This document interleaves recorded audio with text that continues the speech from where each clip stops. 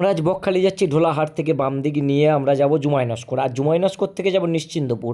আর জুমাইনস্করের এই রাস্তাটা খুব খারাপ আছে, 3 জায়গায় খারাপ, এই রকম 3 জায়গায় সারা হচ্ছে। সেখান থেকে আমরা নিশ্চিন্দপুর হয়ে এখন আপাতত আমরা কাকদ্বীপ চলে এসেছি। আর কাকদ্বীপ মার্কেটে ঢুকতেই এত জোরে বৃষ্টি হচ্ছে যে আমরা যেতে পারছি না, দাঁড়িয়ে গেছি। ভিজবো না তার জন্যে আমরা যাচ্ছি না, মাঝপথেই দাঁড়িয়ে গেছি কাকদ্বীপে। আর এখানে শুধু আমি আর অরুণদা দুজন দাঁড়িয়ে গেছি, আর দুজন আসছিল তারা স্কুটি নিয়ে, জানি না কত দূরে আছে তারা, তার জন্য আমরা দুজনেই দাঁড়িয়ে গেছি। শেষমেশ বৃষ্টি আর থামছে না, ওদিকেও দেরি হয়ে যাচ্ছে, বেশি দেরি করে গেলে আবার সমুদ্রে নামতে দেবে না।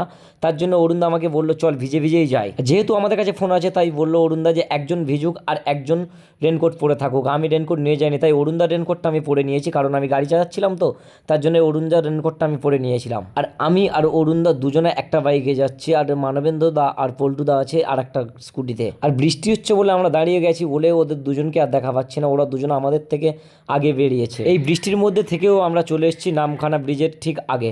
আর নামখানা ব্রিজে থেকে দেখা যাচ্ছে, সাইনবোর্ডে দেখা আছে বকখালি যেতে এখনও 26 কিলোমিটার যেতে হবে, তারপরে আমরা যাব বকখালিতে। আর বৃষ্টিটা এতটাই বৃষ্টি হচ্ছে যে সাদা হয়ে আছে, ক্যামেরাতে ঠিকভাবে ভিডিওটা আসছে না। তোমরা তাও দেখো যে ব্রিজে ওঠার যে ভিউটা, ব্রিজের যে সৌন্দর্যটা, সেটা তোমরা দেখতে থাকো।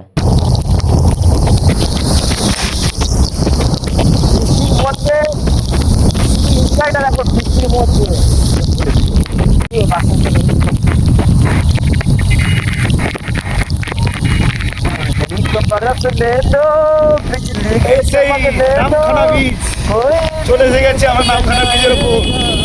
ঠিক আছে, কি সুন্দর লাগছে নামখানা বীজ। ও লাভলি, ও লাভলি।